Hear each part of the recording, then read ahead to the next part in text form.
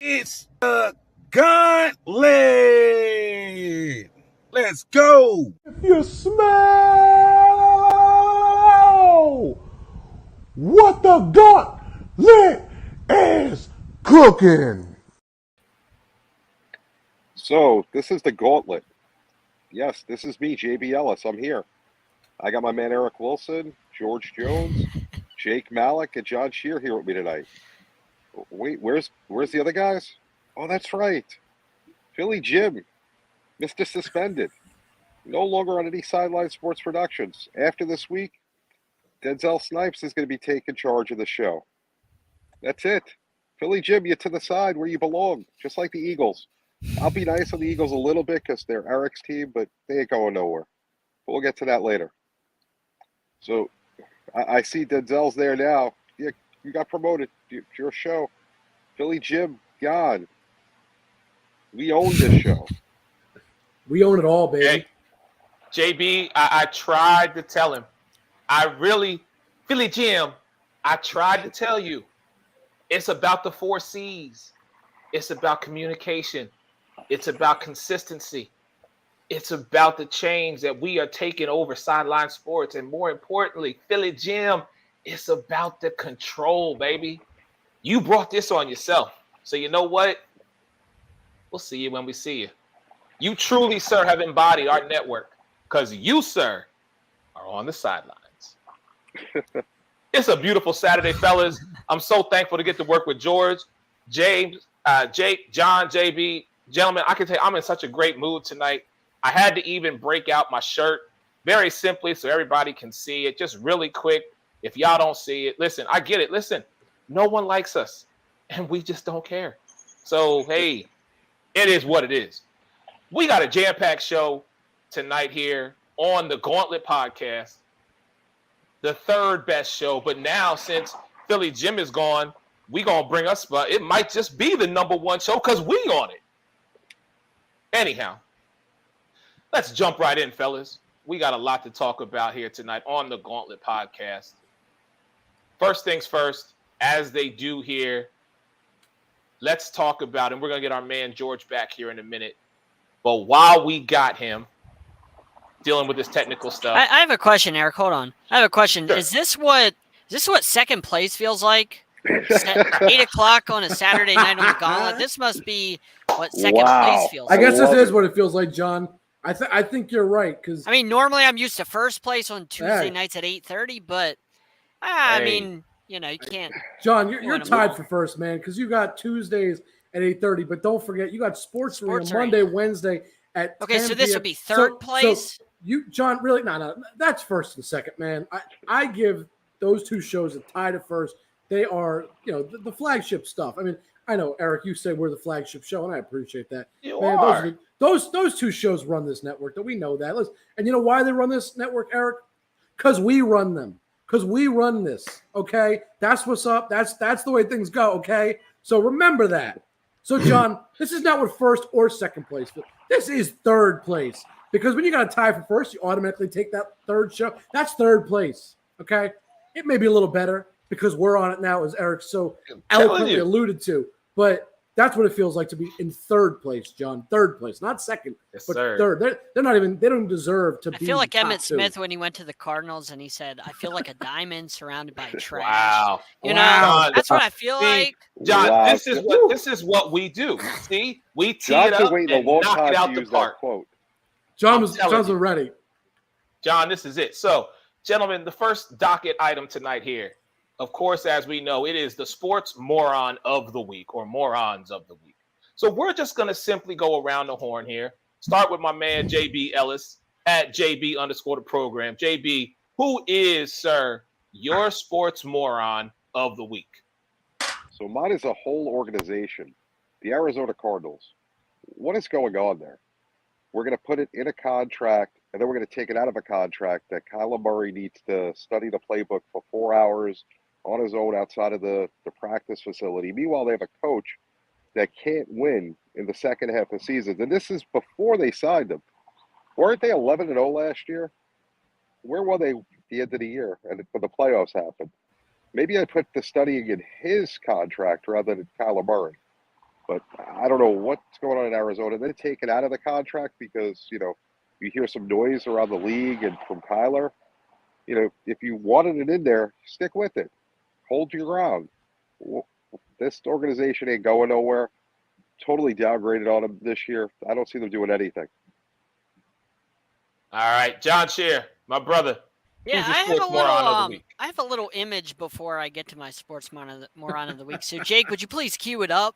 Absolutely, my man. I got you. Give me 2 seconds here. Sure. I love this image. So, John, here you go, man. This is for you. Oh, who is that? That looks like Denzel Snipes' body, or Jay's body. I guess we call him Jay.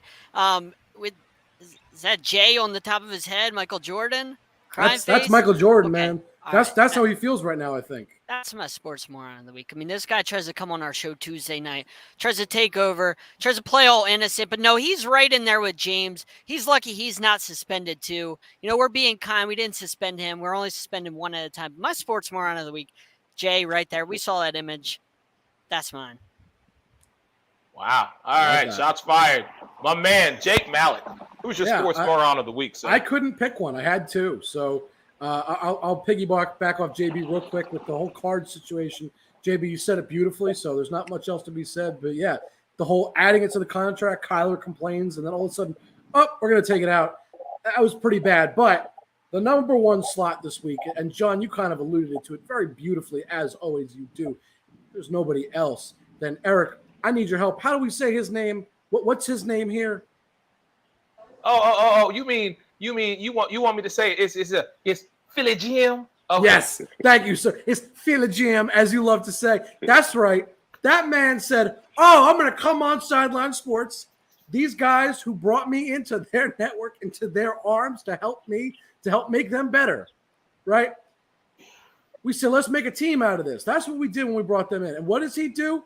He comes on our show, a show that John, JB, and myself helped to create. And Eric, we added you soon after. And George, we've added you as well to make this show and this network better. And what does he do? He comes on and says, nah, we run this. I'm Billy Jim, and I run this, and I'm better than you. No. Absolutely not. I'm going to put him in his place right now. And, Jim, I hope you're listening, and I hope you're listening well, okay? Myself, JB, John, and Eric. We created this. We have put the work in on this, and I'm making it real clear. This is our show. This is our network. And I want you to hear this one real clearly, all right? You listening to me? We suspended you because we run the show. This is us, not you, baby. You work with us, not the other way around. Remember that now. Nice. I'm not going to piggyback off of all this with my sports moron of the week because I said what I said on your birthday, Philly Jim, that you just didn't have the control of this. Listen, you and your four horsemen, you eventually got to answer to the authority. That's us. So my sports moron of the week basically is the anonymous defensive coordinator who decided to call out Lamar Jackson, a man who has been every single year elevated his game to the next level. This is a young man who is loving the game of football. Lamar ain't chasing that money.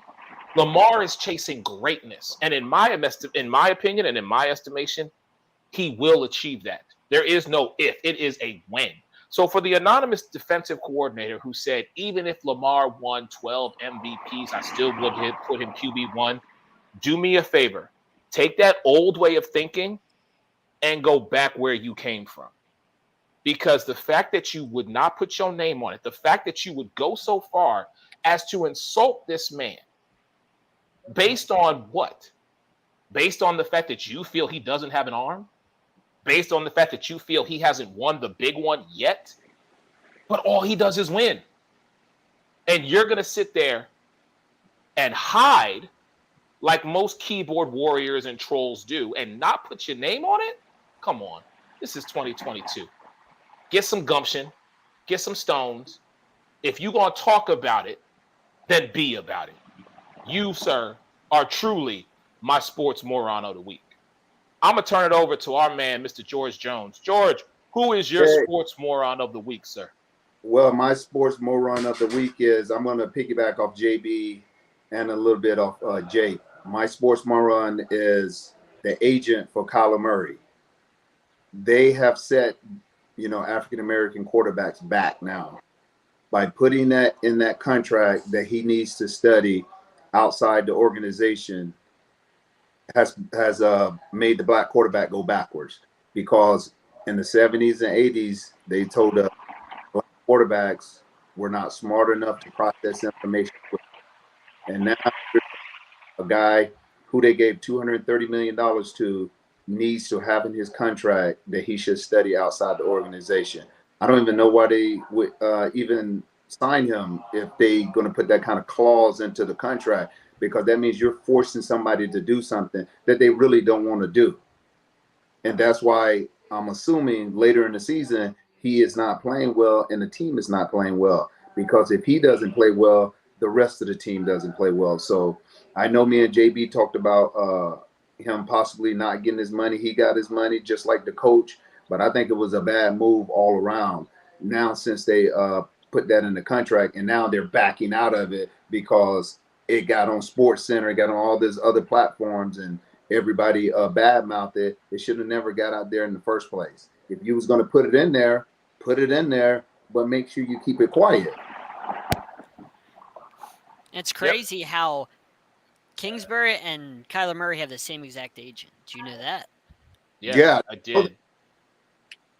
Right, that doesn't. But you know that Kingsbury has wanted Kyler Murray since he was in high school. Oh, they're tied at the hip. Yeah, they're tied at the hip. So, and you can see the contract pretty much is tied at the hip too. So, I think as long as Kyler Murray is there, and if he's playing well, I don't think it matters what the record is of Arizona. If Kyler Murray wants Kingsbury as the coach, by him being the franchise player, he probably going to stay there. And that's why they'll never win a championship with those two together. And you know what? No. That's why 3 people out of these 5 people on the screen in some way chose to mention the Arizona Cardinals as, or a extension, if you will, because George shows the agent of Kyler Murray. Right? In some way, it connects back to, though, the Arizona Cardinals, their sports moron of the week. That says a lot. I know a lot of us think alike, but that says a lot. If we're all thinking, man, I don't know what you guys are doing, obviously they're doing something wrong. And just the whole situation is a mess. If you don't trust your quarterback and you feel like you need to put that clause in there, and I'll leave it at this, then don't re-sign him. It's real simple. If you got to put that in there, you don't trust him. I have a question for George, since George is the only one of us that's been in the league. Look at Philly Jim's last comment. At least we know what he's doing with his suspension. He's trying to learn to get better. Some ideas for a show. But he's talking about Kyler Murray's, playing video games and stuff. But, during the week, don't you guys put new plays in the playbook, add things in film study all week as a group? Yeah. So if you could tell us what that's like, I appreciate it. So when the beginning of the season starts, after training camp, the first 8 weeks, Wednesday, Thursday, Friday, and then you do a walkthrough on Saturday. So Wednesday is the biggest installation day. Like you put in the offense, you do all that. Thursday is the defense. Friday, you come together as a team, do some special teams, and then Saturday you do walkthrough. But through all that time, you're doing a lot of individual group work where you're just in the running back meetings, quarterback meetings, and in the NFL, you get Tuesday off every Tuesday. So, but the quarterback doesn't get that day off. He comes in, works with the offensive coordinator, and they come up with the game plan that's going to be the game plan for that coming week's game. So really, the quarterback doesn't get any days off. They're there on Monday through Sunday. But with Kyler Murray being at home, I guess playing video games or whatever, just think about it.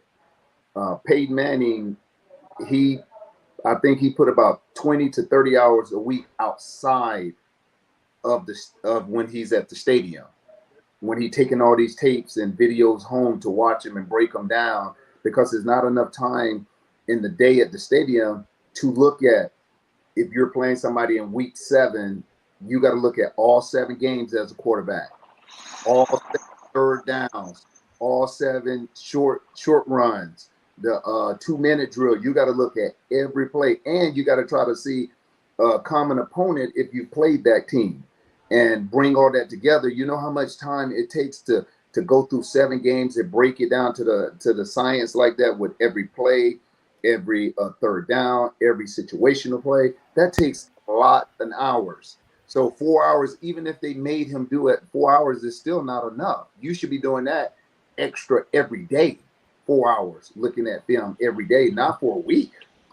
Ooh, that's those. Wow, those are Powerful some words. intense words. Wow. I love it. Yeah. Hey, he's not wrong. And though. again, look, this is what great minds do. George teed it up, and we're knocking it out the park with our next topic, gentlemen. We're going right into who our player of the week is this week. And it is, in fact, the guy who some people call the sheriff, the Hall of Fame quarterback, Peyton Manning. So, George, talk to me. I'm going to go right back to you, sir. Talk to me about Peyton Manning. We all decided he was going to be our player of the week. Mm-hmm. So talk to me about him. Man, I'm honored to be able to talk about Peyton. I think, in my opinion, now this is me, he is the greatest football player. Raise him up. That's me. Now, most people would say, well, what about Tom Brady, this and that? I'll go into that later. I just like everything Peyton stands for. I just like the work ethic, the competitive drive to want to not let anybody outwork you. Just think about it. This is a man who came from football royalty with his dad, Archie. He was the #1 player in high school in the country. Follow that up, go to Tennessee. All the quarterbacks get hurt. They got to throw him in as a true freshman. He played there for 4 years, live up to the hype. Then going into the NFL, getting drafted by the worst team, and then you turn Indiana from a basketball place to a football town, all because of that one man and the things that he brought to that organization. If you guys remember, before the games, he would be out there with Reggie Wayne, Marvin Harrison, and all the guys, and they would do like 300 or 400 pass plays just running on air before the game. So once the game starts, it's just like pitch and catch because they've done it so much. And I don't know if a lot of you guys know, Peyton Manning scripts like his offensive plays and scripts the defense to, like, let's say if they were playing Baltimore Ravens, Peyton Manning would tell the defense exactly where each player should be on each play so it can simulate what's probably going to happen in the game. If a person tried to do something differently than what Ed Reed would do, Peyton will correct them to make sure they do it right because he wanted to make sure to simulate games the way that the opponent was going to play. And I just have the utmost respect when it comes to football because he wasn't the most athletic. And if you think about it, just think about when he went to Denver. The nerve loss in his right hand, he was beating people from his brain. Ball out. 4 guys come their break, and he had the greatest statistical season in 2013 when he broke the touchdown passing record. This is a guy where the team he was with, Indy, said the doctor said you can never play again, and he come back a couple years later and have the greatest seasons that any quarterback could ever have. So for me, Peyton is the greatest. He will always be the greatest. And the work ethic, that's what I like the most, the work ethic. Because I think your work ethic would take you further than potential and all this athleticism. If your work ethic is there, it's going to get you further than all the other stuff. Because athleticism, over time, like we were just talking about Lamar Jackson, Eric, over time, Lamar Jackson will not be that fast, that quick, that elusive as he gets older into the league. So now he's going to have to start to learn how to play from up if he wants to continue to be in the NFL because he can't keep this year. He hurt his ankle because he took off running all the time, and he cost. We saw what happened with Cam Newton. I mean, Absolutely. Cam Newton lost his athletic ability because of injuries, and he couldn't recover. Yeah, I mean, so you look at. So I would say if Peyton never had that neck injury and had to get his neck fused, and if he would have fixed it in time, I bet you he'll still be playing just like Tom Brady. Could be. Wow. The desire to win by Peyton was just amazing. You know, he just put the work in, and the level of knowledge and skill. You know, you don't see that in every type of player. It's something that's special. Here's what I'll say about Peyton. for years, much like Lamar, he had obstacles that he had to overcome. It was, can Peyton win the big one? Can Peyton get to the Super Bowl? But one of my best memories of Peyton Manning was the one thing that was still left for him to do throughout his career was beat Tom Brady in Gillette Stadium. And I'll never forget watching that Monday Night Football matchup where he actually did it. The commercial that they played for Peyton Manning as he was about to truly cement his legacy of beating one of the great quarterbacks, if not, in some people's opinion, the greatest quarterback of all time in Tom Brady. I'll never forget that commercial because it was like winning MVP was one thing. Winning the Super Bowl was another. Beating Tom Brady on a Monday night was priceless. And it was a MasterCard commercial, but I'll never forget that. But that speaks to what you were saying, George, just about his work ethic, just about his desire to be the greatest and to take, with Peyton Manning, there was no plan B. It was, I am going to be a Hall of Fame Super Bowl champion MVP quarterback. And he's done that. Yeah, Eric, I will piggyback. I don't know if you guys saw the game. So Tom has beaten Peyton more in the regular season. Yep. It's 10-5, I think. AFC. Tom. Yeah. So if you look back at that one game, I think it was the AFC Championship when they was playing in Indianapolis, and the Patriots went forward for 4th and 1, and they threw the ball to Kevin Falk, and he came up short. Do you guys remember that? And then, and then took the team downfield, scored the touchdown, won the game. And they asked, Bill Belichick afterwards, why did you go for it? And his answer was, we could not stop number 18. I was going to say, if they give him the ball back, too bad.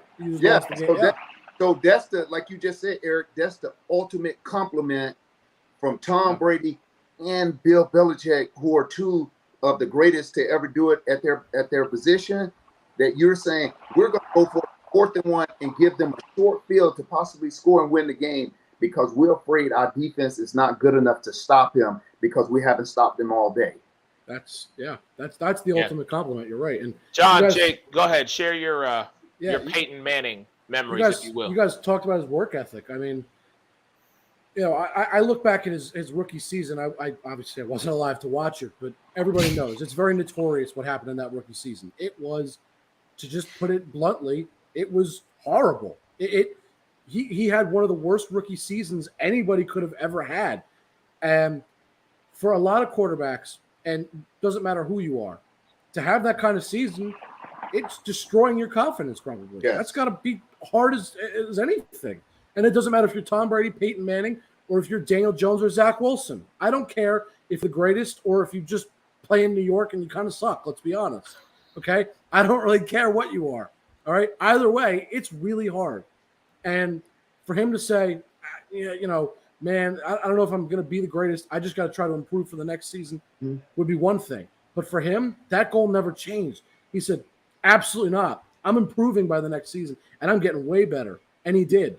Yeah. And he threw for over 20 interceptions in his first season. 28. Right. But the important statistic, and I was just looking this up, and I found this really interesting. Over 20 interceptions in that first season. Never again in his entire career did he eclipse 20 interceptions in a single season. Not once. His rookie season was bad. It was, for a lot of guys, that's a confidence breaker, and you may never see them become anything, just a huge bust when you have that. For me, that is one of those things that will always stand out is he turned it around, and he never had a season like that again. He just went forward and forged one of the greatest legacies you could ever have. And Jake, the great thing about that, I'm going to piggyback off you, he had that terrible season. They were 3 and 13. They were terrible. Yeah. The following season, 1999, they went 13 and 3, beating the Cowboys in one of the biggest games of the year. That year in 1999. So he did a 180 in 1 year with having the worst record to having the best record. And he showed what he's really about. Yes. I love that about him. He helped make – I don't think Edgerrin James is ever a Hall of Famer if Peyton Manning isn't – if Peyton Manning's not running that offense. Not that Edgerrin James wasn't a really good running back, but if Edgerrin James was almost any other team, he probably never makes the Hall of Fame. Not a discredit to him, but I think what Peyton Manning did with that offense, the throwing it through the air, I think that allowed Edgerrin James to have a lot of lanes, have a lot of holes. So I think Peyton Manning has helped turn a lot of guys into Hall of Famers that maybe Reggie Wayne's probably not a Hall of Famer if he doesn't have Peyton Manning. I think Marvin Harrison would have been, but I don't think Reggie Wayne or Edgerrin James would have been Hall of Famers, in my opinion, if they never had Peyton Manning. That's Not just at my all. guess. But so another story that I've heard, and I'm sure we've all heard, was I forget the defensive player's name, but he was a linebacker, and he was talking about how Peyton Manning went up to the line in the middle of the game, and Peyton told the linebacker, he told him what their defense was running, and the linebacker was like, basically like started changing the play, and Peyton changed it and told him like during the audibles, like, this is what you're running, and I'm going to beat you. We're going to beat you. And the guy was just like, you know what I mean? I mean, if a quarterback tells you what you're running and then you change it and he tells you again what you're running, and then he goes and beats your ass, like, what are you going to do? That's the ultimate like disrespect to another athlete. Yeah. It's, hey, calling their shot on you and doing that. So like stories like that are just like I mean, I've never heard a story about Tom Brady or any other quarterback doing that to a defender. Only heard that story about Peyton Manning. And Peyton Manning's one of a kind. And the forehead, too. I mean, real quick to piggyback off that, John, you kind of went where I was thinking with his ability to call audibles at the line. I don't think I've ever, not even Tom Brady, not Drew Brees, nobody. I don't think I've ever seen anybody be able to read a defense and change on a dime like it's nothing. I don't remember. I've heard the story a couple of times before. You know, coaches were just like, go do your thing.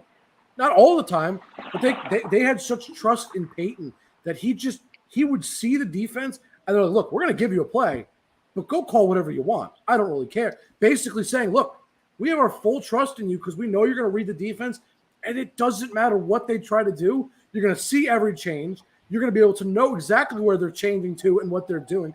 And you're going to know how to slice them up like it's turkey on Thanksgiving Day. You are going to just do everything right because he was so incredible with what he could see on the field. So question on that, Jake. Unmatched. Do you think it's his the ability to study the teams, or do you think it's just his natural ability? I think nobody's been able to do it like that. I think it's both. I think to some extent he always had a natural ability to just, see it and, put it two and two together pretty quickly. I think that's one of those things, but I don't think there's any question that's how he studied. Of course it is. There's not even a question in my mind. Absolutely how he studied. He obviously read those defenses, watched their films, saw how they did things on the field, saw how they maybe audibled on the field for themselves, right? When they saw a type of offense, they realized, oh, okay, let's switch it to, instead of a 3-4 or 4-3 maybe, right? Whatever they might have changed. I'm just making it up as we go, right? He knew that too because he knew these teams like the back of his hand. He was unbelievable. And whenever I played Madden as a kid, I mirrored what he would do with the audibles. I made that my game plan, and I would drive my opponents crazy because I would get the play clock down to like 2 seconds. That's a good way to do it. Audible the entire time based on what they did, and I would audible, and then I would call hike, and I would drive them nuts, especially if I was playing in person. They're like, stop calling audibles. You're going to get me off sides. I'm like, this is that's my the game, plan. Man. That's the way to do it. So I mirrored my game after him. And he has somewhat of a photographic memory. I don't know if you know that. When he was playing with the Broncos, I don't know if anybody knows this. When he was playing with the Broncos, he called the University of Tennessee and asked the guy to go back and look at a play and send it to him. He knew the play. He knew where in the game where the play was so he could put it into Denver's offense.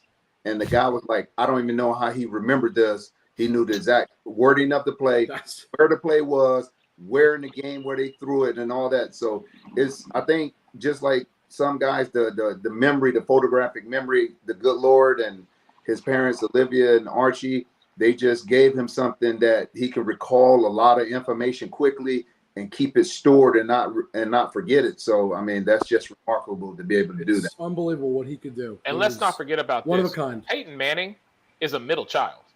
Yes. He's not the oldest or the youngest. He's the middle child. You know what I mean?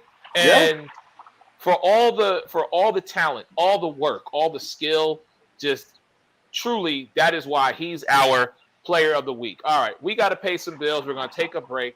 More with the best Gauntlet podcast crew you folks have ever seen. We will be back in just a moment.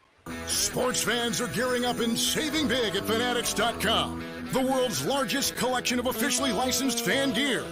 From all the leagues, teams, and players you love, unique one-of-a-kind designs exclusively by Fanatics, and autographed collectibles from today's biggest stars shipped directly to your home. Join Fanatics Rewards for free to earn fan cash on every purchase. Shop now and for a limited time, get 20% off all orders. Fanatics.com, officially licensed everything.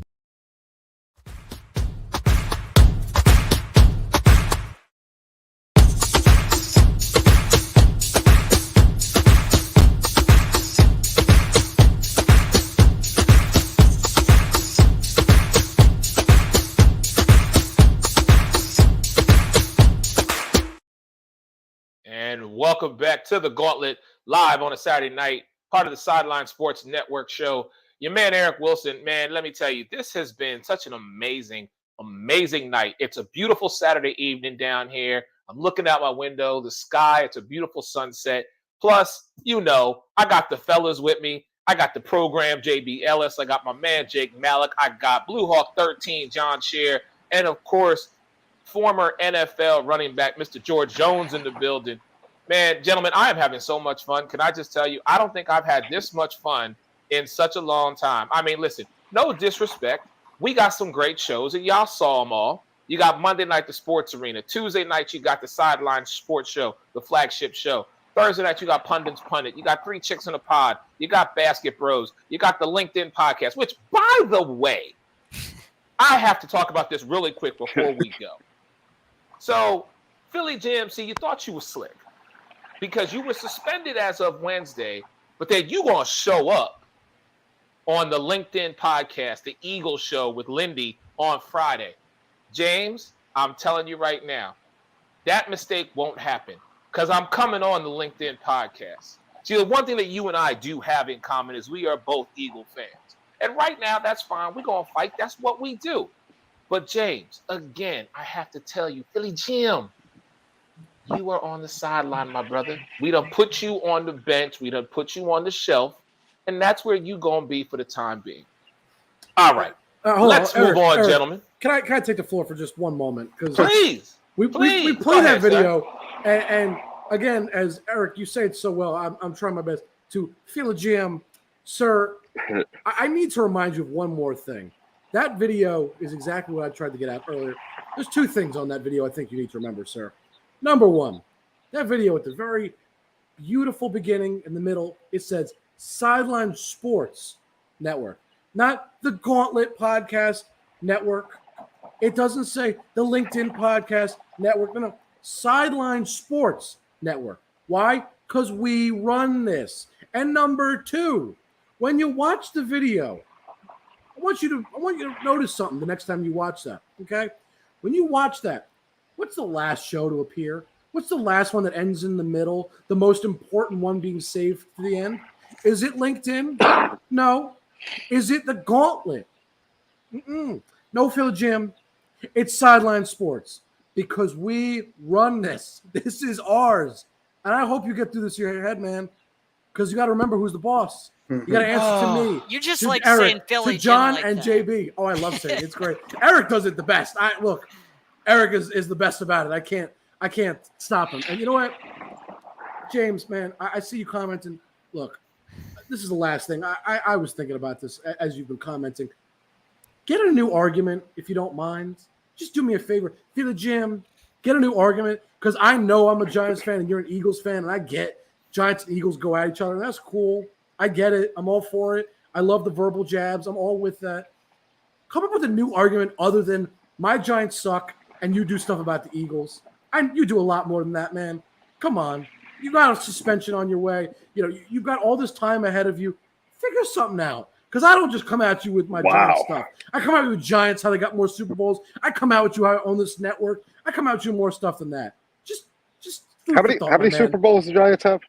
How many? Four? Four. Right. How many did the Jets and Eagles have together? One. Wow. Two. Two. Yes. Two. We still One double each. them. So we double them. So Eagles fans.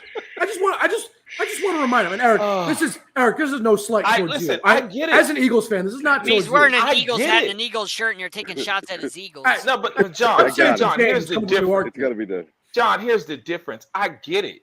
I understand. We can't argue what has happened. We can only take and grow from it. And I think some people, such as Philly Jim, I think he's still stuck in from 5 years ago.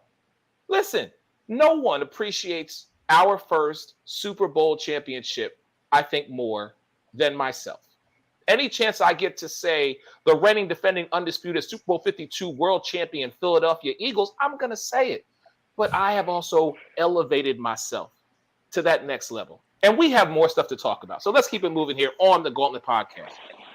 So a while back, the other members of the Gauntlet and Philly GM, they decided that they were going to break down the AFC West. Well, I watched that episode, and I don't think they really did it justice. So we tonight here on the Gauntlet are going to break down and give you our expert opinion on the AFC West. Now, listen, last year, Denver 7-9, the Chargers were 9-8, the Raiders 10-7, and albeit the AFC West divisional champs, Kansas City Chiefs at 12-5. Some additions, some subtractions, departures, as we'll call them. Yes. But John, I want to start with you. When you look at this division right now, sir, give me your prediction on where you think these 4 teams are going to finish come January 2023. I can't give you a prediction yet, Eric, because I got to save that for August 8th. Those predictions are saved for August 8th.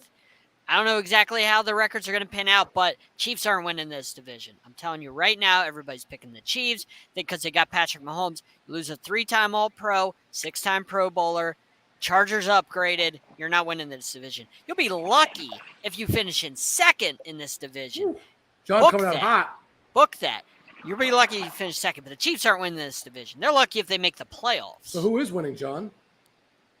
Chargers. August 8th. Chargers are winning that. Oh, Chargers. That. Okay.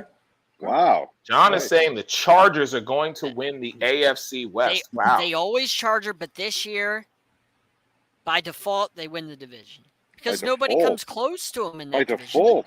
The Broncos are a joke. The Raiders, I mean, half their players will be in jail again. They brought it. And They then the brought in one of Chiefs the lost best Tyreek defensive Hill. players. Come on, man. And they have one of the best quarterbacks in the league with Herbert. What are you talking about? Herbert, what are you talking about? That's why I said they're going to win the division. By default, you said. By default, you said. Yeah. That's I think where he's taking a problem with.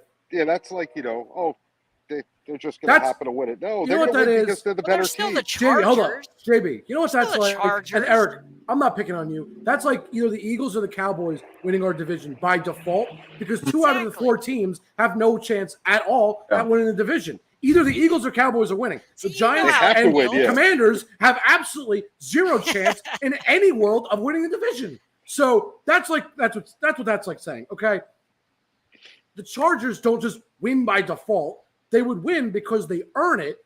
If you said the Eagles or Cowboys win by default, that's a little more fair. They still have to earn it, but they have a better chance, placing top 2 by default because the rest of the division is garbage. They're the only teams that are worth watching. So that's a little disrespectful to Chargers. But I want to go back to JB first. I want JB to be able to give his predictions on this division before I go. But I just wanted to comment on that, John, because that was disrespectful. That was just no, definitely not by default. They brought in the best defensive guy they could have brought in, bringing him back. Their defense is really phenomenal. It's only getting better. And their offense, forget it. They're going to win this division by 2-3 games. They're going to put a smackdown on teams. 14-3. Wow. But 14-3, they're going to go. All right. Well, what's the rest of your division looking like? What's the race for second? The race for second is going to be interesting to see what happens in Las Vegas. I just don't think that they're going to come in second. They're going to make the playoffs as the 3rd place team in that division. The Chiefs are going to eke them out and get second place. The Raiders are going to be right there all year. They're going to blow a game against the Raiders and against the Chiefs, and it's going to cost them second place. But all 3 of those teams are going to the playoffs. Denver bringing in Russell Wilson, great move, but it ain't going to help them this year. Maybe next year if they make some more moves to go with that. But they're just going to be the why are they there? Sorry, Jordan Love. Wow. Coming out swinging So we again. got two. I'm making sure I write this down. We got two gentlemen right here on the gauntlet saying that the Los Angeles Chargers, are going to win the AFC West. Am I understanding this correctly? Yep. Just want to make sure. Home field advantage in the playoffs, too. That Okay. means nothing for the Chargers. All Literally right, means fair enough. Before we get to 14 George, wins. Jake, go ahead. Give me your prediction, sir. I think you guys are sleeping on somebody, and I'm a little disappointed. Now, first of all, this division is the best division in football. I don't think there's any question about it. You put any one of these teams in another division, they're guaranteed to make the playoffs. Mhm. Just a fact. I disagree. These four teams are all playoff caliber teams with their Disagree. rosters. But fourth place, it hurts, but I'm going to say it. I don't care they add Devontae Adams. That's nice. But I think the Raiders coming fourth. I don't know that Derek Carr is the right – when you stack up the quarterbacks, he's the worst quarterback in the division. Now, granted, being the worst quarterback in what I believe the best division is not a negative thing. It's not like he's bad. I just don't think he can get it done. In third, I don't know what you guys are on tonight. The Chargers are coming in third. They're a great team. There's no doubt they're a great team. But again, when you are third in one of the best divisions, if not, in my opinion, the best division in football, that says a lot. They're still going to probably win 10, 11 games easily. So I'm not calling them bad. I'm just saying it's a stacked division. Now, the one thing I agree with you gentlemen on, Chiefs aren't winning it, baby. Chiefs are coming in second. And there's two simple things that they don't have that I believe the Denver Broncos have. The biggest thing that they lost is Tyreek Hill. But more importantly, that Chiefs defense doesn't scare me at all. All right, Jake. And I'm they putting, lost- I'm putting and a hold on, clause in hold your on, hold on. contract that you have to study 4 Hold on, hours a week hold because on. this you should Hold be in on, hold on. timeout Let me for that finish. ridiculous. Let me putting the- finish. The other thing Wow. that they lost, which is one thing that I think the Broncos have a bit of an advantage, actually, is defense. On the defense, the Chiefs lose their best player on defense, Tyrann Mathieu. When you lose the Honey Badger, that's going to hurt. That's not easy to lose. That's not like losing for the Giants, a guy like Xavier McKinney. If the Giants lose Xavier McKinney, I don't really care. He doesn't do anything. He stinks. The whole team stinks. That's a big loss, okay? The Broncos had a good defense. They added to that defense with Randy Gregory. I think everybody seems to forget they added Randy Gregory. But more importantly, they added Russell Wilson. The reason this team wasn't very good, in my opinion, had always been quarterback situation was garbage. You got Russell Wilson. He can help run this offense well, and that defense does the job. Russell Wilson doesn't need to go out and win every game. He needs to play well, which he will obviously do. That defense is a great defense. I think you guys are sleeping on them. You had already a strong defense with Bradley Chubb at the helm of that defense. You add Randy Gregory, that's pretty fun. I'm pretty scared. I'm going to say it's going to be a tight division, no doubt, but I'm giving it to the Denver Broncos this year. Give them more credit. Wow. Okay. All right. Fair enough. George, before you go, I'm going to be quick about mine because, like John said, shameless plug, August 8th on the Sports Arena, we will break down the AFC West and give you our predictions. But here's what I'll say, and I just cannot, in good conscience, choose anybody to win this division as long as Patrick Mahomes and Andy Reid are still coach-quarterback combination. I have the Chiefs winning this division, and it's not by default. It's because of what we've seen so far. This team, mind you, at one point last season was last in the AFC West. Last. Let that marinate for a moment. And they still made it back to the AFC Championship game. Okay? That's what Patrick Mahomes and Andy Reid do. What I will say to you is this. I think coming in second is going to be the Las Vegas Raiders for one reason. Josh McDaniels. Josh McDaniels is bringing 20 years of Bill Belichick experience over to the Las Vegas Raiders. Mind you, when he was in Denver and had to play New England, did he not beat up with Tim Tebow? Did he not beat up on Tom Brady and Bill Belichick? What did Bill Belichick do after that season? Oh, no, Josh, you got to come back. We need you. You got to come back. I can't have that happen. Now Josh is gone. The Raiders are going to win. I'm sorry, they're going to come in second. And see, my third, listen, I have always loved Russell Wilson. That's my cousin from like third, fourth cousin removed. But it's very difficult to give him the nod when I've seen what Justin Herbert has done. And I really feel like third place is going to come down to those two teams. If I have to pick one right now, because we are doing this and I want to get to George, I'll give the nod to Justin Herbert based on he's played that division and knows those teams, even though there have been changes. So for me, it's Chiefs, then the Raiders, then the Chargers, then the Broncos. George, go ahead, sir. Give me your picks. Well, at number 4, I'm going to say Denver. I'm going to piggyback off what you said. With Russell Wilson, he is an upgrade at quarterback, but he doesn't know how this division works. He doesn't know how, the other quarterbacks are. So I think you got to give them a year for Russell Wilson to get used to the division, and then they will be able to contend the following year. Number 3, I would say tough one. I'm gonna say the Chargers. The reason why I'm gonna say the Chargers is the head coach. I just think with all these analytics and the stuff that he follows, he always, whether they're on the other side of the 50 or on the back side of the 50-yard line, he always goes for it on 4th down. And I think that cost them some games last year. And I think it cost them that big game against Kansas City when it was at home. And the records were pretty tied up. And Kansas City ended up having a better record than them because of winning the head-to-head. And I say the second will be the Raiders. And I think it's because of Josh McDaniels. Josh McDaniels will get Devontae Adams to buy into the program. Devontae Adams is not going to have a career year like he had every year in Green Bay. He's going to buy in to what Josh is going to do, because Josh is going to want to throw short passes, gimmick passes, get the ball out of quarterback hands pretty quick, like he used to do with Tom Brady. And my number 1 team, just like it was for Eric, is the Chiefs. I can't in good conscience go against Andy Reid, Eric Bieniemy, and Patrick Mahomes. I just can't do it. And if you guys go back and look at the statistics, when Tyreek Hill didn't play, Patrick Mahomes had his best games for 4 games. But small sample size. You gotta do what you got. Yeah. So he was forced to look for other guys, and I think this year he won't be forced to look for the home run all the time. Those checkdown. If you look in the game when they lost to in the AFC Championship to the Bengals, that play right before halftime when he threw the ball in the flats to Tyreek Hill and then throw the ball out of the end zone to get that field goal, that hurt them in losing that game.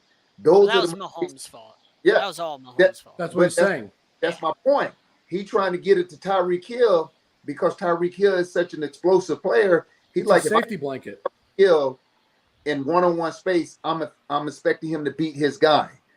And he didn't beat the guy that time, and it cost him 3 points. So my looking at this is he had no chance of beating that guy too. I mean, he was like a yard off, the end zone. Like he had no chance. He had 2 guys on him as soon as he called it. Exactly. And if you went back and look at the rest of that game, there were a lot of guys open all the time. And he just didn't see them because he was going to 2 guys 90% of the time. Now he's going to be forced to look at the whole entire field, which will make him a much better player. Will they score in like 13 seconds? No. But they will be a more efficient offense, and he would turn the ball over less. And as far as the defense, Jake, when you said about the Honey Badger, I think they made an upgrade with the guy from the Texans because he's younger, more athletic, and he's bigger. Because if you look at it, the Honey Badger had a hard time in coverage all season. So I think, again, with Russell Wilson and all those guys coming in, I just think with the experience of Patrick Mahomes, Eric Bieniemy, and Andy Reid, I just think that alone will have them to win the division. I think I'm about to suspend all 4 of you and put you with Philly Jim because you what guys. What me? What did I do? You guys. are not seeing the Chargers at 14-3. You guys are all nuts. No. Easy win I for the said they were winning Chargers. the division. Get out of here. 14, number 1 seed in the AFC. I don't know about Super Bowl bound just yet, but I'll see you guys in January. We'll talk about that. That's all I'm going to say. JB, when has Khalil Mack played a full season? When was the last time? Different when you're in LA. No, That's not what he asked. You're That's not what he You're asked. fine. Hold on. Don't Hey, deflect, hold on. JB. Remember, this guy was a Hold on, hold on. politician. Don't listen to this Hold guy. on. He tries Time to out, deflect time all out. the time. Give me The body 2 reacts seconds. Hold on. differently to cold JB, weather. JB, Yes. how does weather affect how he plays? I like, and what I mean by that, how is that going to affect his ability to not get hurt? I don't understand that at all. That makes In no cold weather, sense. your muscles react differently. Warm weather, you get cramps. What's your point? exactly. Cramps are You different. Just have to stay hydrated. You stay hydrated. Fellas, No, do me a no. favor. Save this for the flagship show on Tuesday night. Okay. We got about 6-7 minutes, and we got to get out of here. So Okay. our last topic of the night, which as they do here on the Gauntlet, non-sports topic. If you could eliminate one subject from school, whether it be elementary, middle, high school, or college, what subject would you eliminate? And we're just going to really quickly go around the clock again. I'm going to start with George and work my way around. So, George, you, sir, are first. One subject you would eliminate, which one? I would eliminate statistics because in high school during that class, one problem took a full page to do. I mean, it was just crazy just to do that subject. So if you're asking me, statistics will be what I would get rid of. All right, JB. Algebra. Pretty similar to what George is saying. Listen, if you give me a problem, I'll solve it. But X and Y are not math. Numbers are math. So let's get that crap out of there. That's great. John Shear. Science. I have to go with science. Now, if I get rid of science, does that just mean like we get rid of gravity and things like that, or I'm just getting rid of the subject You itself? just get rid We of got the rid of- subject. we got rid of John. gravity? I want to make sure. Get rid Well, of- John, I mean, if we're getting rid of science, then we're just Oh, my eliminating Lord. science altogether. no. We're right, just I'm just saying you don't asking. have to learn it. That's the point. Look, I took physical science 3 times in high school. 9th, 10th, and 11th failed it. Took my 4th try in 12th grade, passed it. Now I know, we're not all James 4 times a Tatum. charm. We're not all that smart, but just saying, like I would get rid of science. I mean, he probably would get rid of gym class because he's not that athletic, right? I mean, I would beat his ass in sports Ooh. medicine. I don't Ooh, know. John coming out Ooh. hot today. I just had to All throw right, that Jake. in there. Jake, Man, which subject are you I eliminating? gotta get rid of the language, and I'm gonna keep it real because there's a good reason for it actually, and this is true based on science and studies. You are most likely to learn a language and retain it properly at a young age when you're 3, 4, maybe even 5. When you're trying to teach somebody when they're, let's say, middle school, high school, college, you're talking about 10, 11, all the way up to your 20s. People don't retain it. I'm going to tell you this in full confidence, and I don't care. I took Spanish. Starting, I think my first Spanish was in 4th grade of elementary school. I took it all through middle school, all through high school, and I took 3 years of it in college. I do not remember 99% of what I've learned in Spanish class, and that is almost 10 years probably worth of language, maybe more, almost 10 years. Yeah, Wow. I learned all that. I don't remember anything.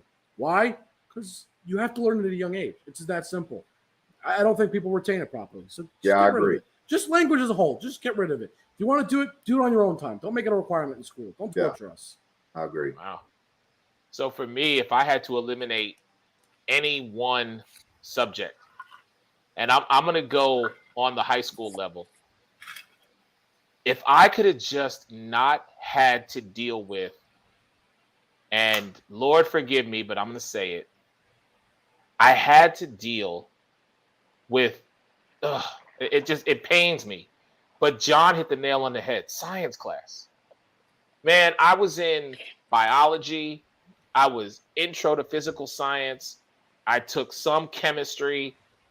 I had no desire to mix, hydrogen with this and that, trying to make a combustible element. I just had no desire. You know what I I'm mean? with you. Yeah. Like the simplest thing is 2 things of hydrogen and 1 thing of oxygen to make water. And we couldn't even do that. And I'm like, the cutting of the fish. I mean, the starfish and dissecting a frog and all that. It's not that I have a weak stomach. I'm just there were better things that I could have done with my time. So for me, if I could, John, I'm right there with you, brother. Me and you could have skipped class all day long. No science for me. I'm done. I didn't even need it. Gentlemen, this has been arguably one of the best shows I can say I have been on. I want to say thank you to George, Jake, John, JB. This has been amazing. And again, Philly Jim, we tried to tell you, you didn't listen. Ladies and gentlemen, I guess stay tuned next week. Jay Nelson, Denzel Snipes, whatever you're calling yourself these days, brother, you the man running the show. But just to let you know, the members of the Sideline Sports leadership team, we will be checking in on you from time to time. So don't get it twisted. We still run this. And Philly Jim, I'll see you soon, my brother. Everyone have a great night. Real quick, Eric. Go ahead, sir, as we close it out. Just one more thing. Everybody that's watching us, just because we're on Saturday, I want everybody to remember this moment. Just because we're here on Saturday, we're that good. We'll see you again on Tuesday. We'll see you in just a couple days because Philly Jim, as Eric, you just keep saying it. It's so good when you say it, my man. But when he took over our show last Tuesday, that was disrespectful. Never going to happen again. We'll be back this Tuesday. The correct crew. Not that Philly Jim, whatever he wants to call himself, whatever he thinks he is. The bosses will be back. The right people will be back on this Tuesday. And the regularly scheduled programming, the content you guys look for will be there. And we can't wait to see you guys on Tuesday. That's